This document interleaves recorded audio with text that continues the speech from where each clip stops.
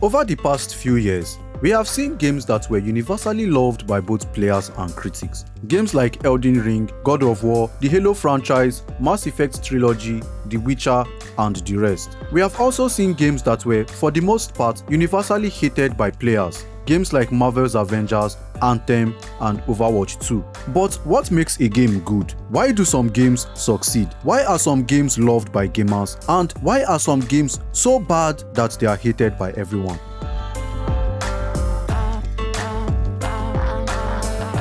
A good game is subjective. Even though I said at the beginning of this video that there are games that are universally loved by gamers, there are people who would disagree. What is entertainment to some is boredom to others. These are my own key elements of what I think makes a good video game. Some are more important than others, and I will talk about all these elements in this video. Different people have different lists and what they prioritize in video games. So if you agree or disagree with my own list, let me know in the comments. There's more where that came from.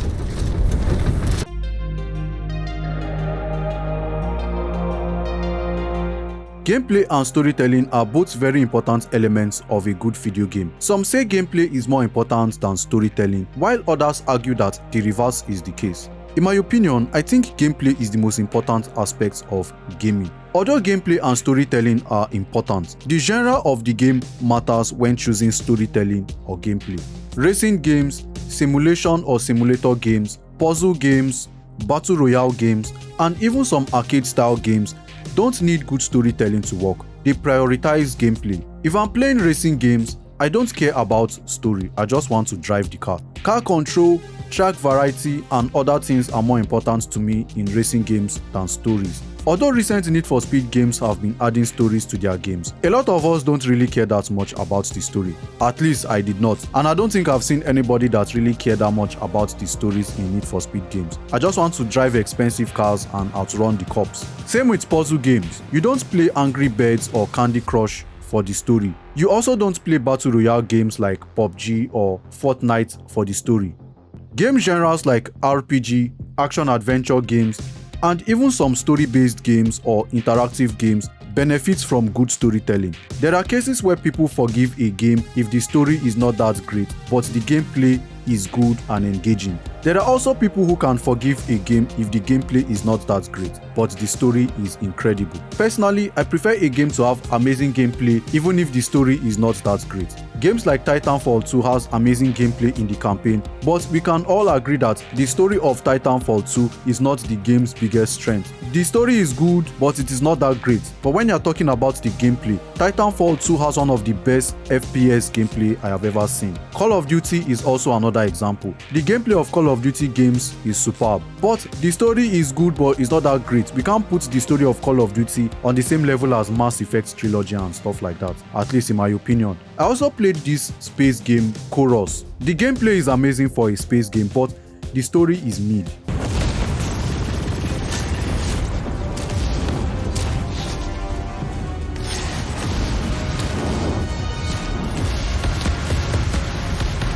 Why I also think gameplay beats storytelling is that playing video games is about how the player interacts with the game, and gameplay is how we interact with video games. A game you cannot play is not a video game. It is as good as watching a movie. If the story and visuals of the game is good but the gameplay is terrible, it will ruin the experience of the game. How can I enjoy the story if the controls are clunky, the user interface is terrible, and the game is buggy and all that? Gameplay also includes the fun factor of the game. Whether a game is challenging or not, in the end, we play games to have fun.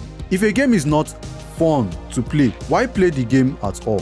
When I was a child, I grew up playing pixelated games like Super Mario. I also played games like Crash Bandicoot. A lot of those old games we played in the past did not have engaging and complex stories like Elden Ring or The Witcher. Those games were fun to play. Load up your Game Boy, your Nintendo 64, or whichever console or gaming platform you had at that time, and just play your games. Although I said earlier that gameplay is the most important element of a good video game, storytelling is a close second.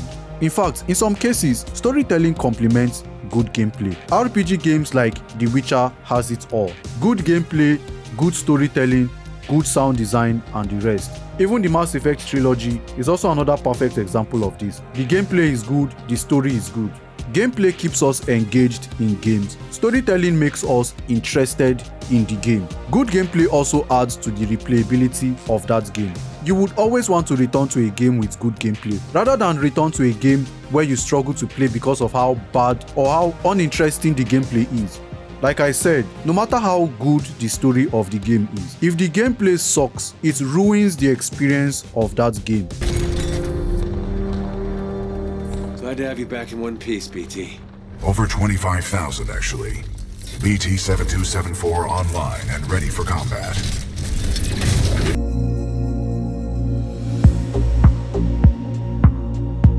Some people underestimate the power of sound design in video games or media in general. Music and sounds have strong effects on video games. Music and sound affect moods, increase intensity, and adds to the immersion of a game. Imagine playing a horror game and you hear happy, uplifting music. It breaks immersion.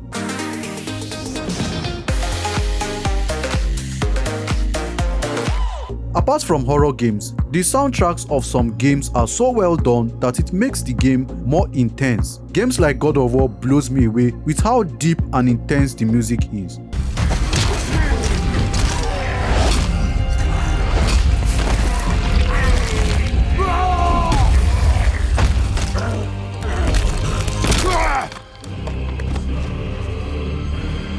The music in games like Doom 2016 and Doom Eternal makes me want to go to hell and kill some demons.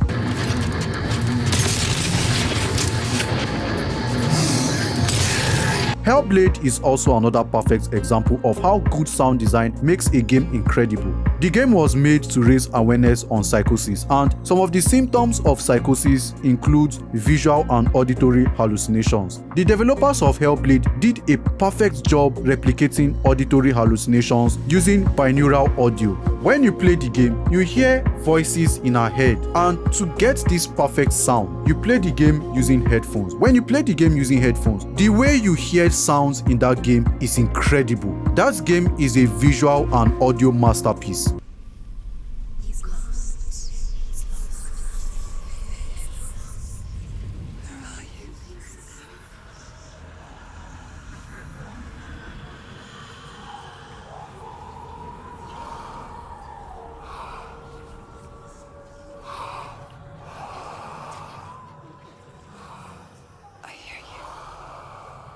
Sound effects is also important. The right sound effects is also very important. I can't play games like Call of Duty and shoot guns that sound like popcorn popping in the kitchen.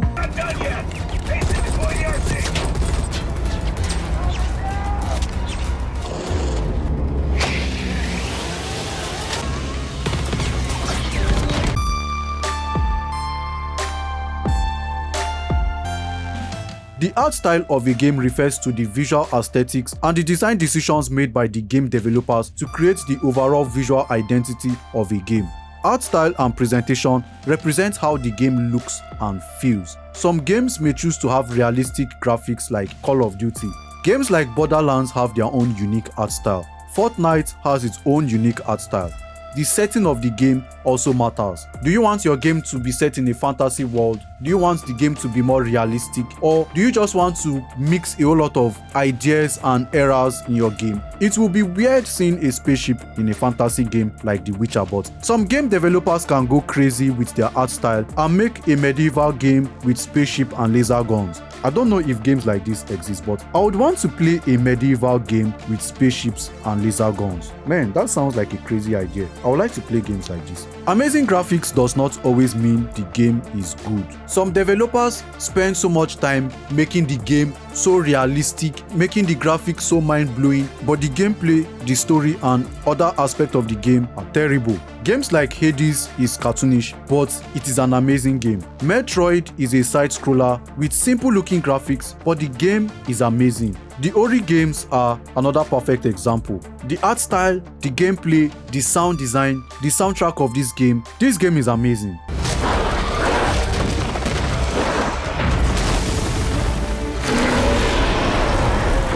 I am the kind of gamer that don't value graphics as much as gameplay, story, and other aspects of video games. but we live in an era where people want their game to have 8K graphics with 6,000 frames per second. Sometimes, a simple looking game with amazing story and gameplay is far better than games that invest more in amazing graphics but terrible story and terrible gameplay.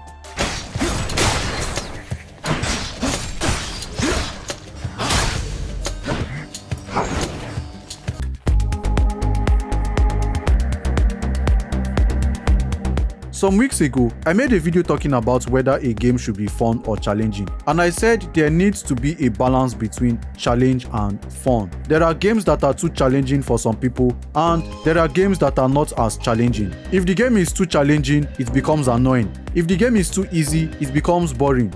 Games need to find the perfect balance between difficulty and fun. When I play a challenging game, I want to be properly rewarded for beating a tough boss or a tough mission. But some games will punish you and make you feel like you are wasting your time. The loot is trash, progression system is trash, you must grind and grind and grind. You don't always feel like the reward is worth the challenge. Grinding is not something I enjoy in video games. I don't want to play a mission 300 times to get one material to craft a new armor or weapon. The game should have good progression system. Poor mother. I don't know my mother, but if you're calling me a son of a bitch, you wouldn't be the first.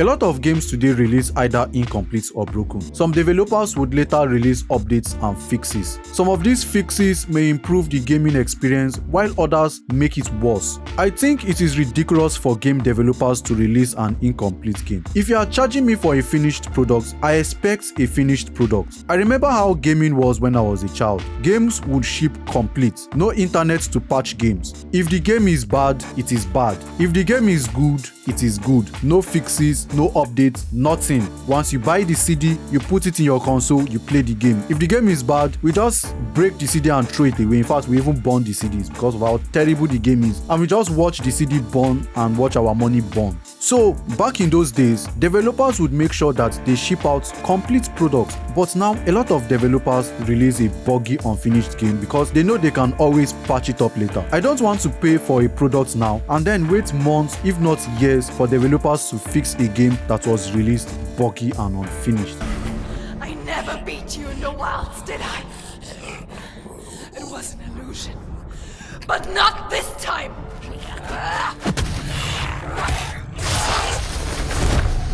So, I have come to the end of this video. These are my own list of what I think makes a good video game. Do you agree with my list or do you disagree? Do you agree with the other? Do you think graphics is more important than gameplay and storytelling? Or do you think sound design is more important? Let me know in the comment section below. And let me know your own list. Do you have your own list of what makes a good video game? Let me know in the comment section below. I love having conversations or discussions like this. Anyway, that's all I have for this video. If you enjoyed this video, don't forget to drop a like, subscribe for more videos like this, share the video, and I will see you in the next video.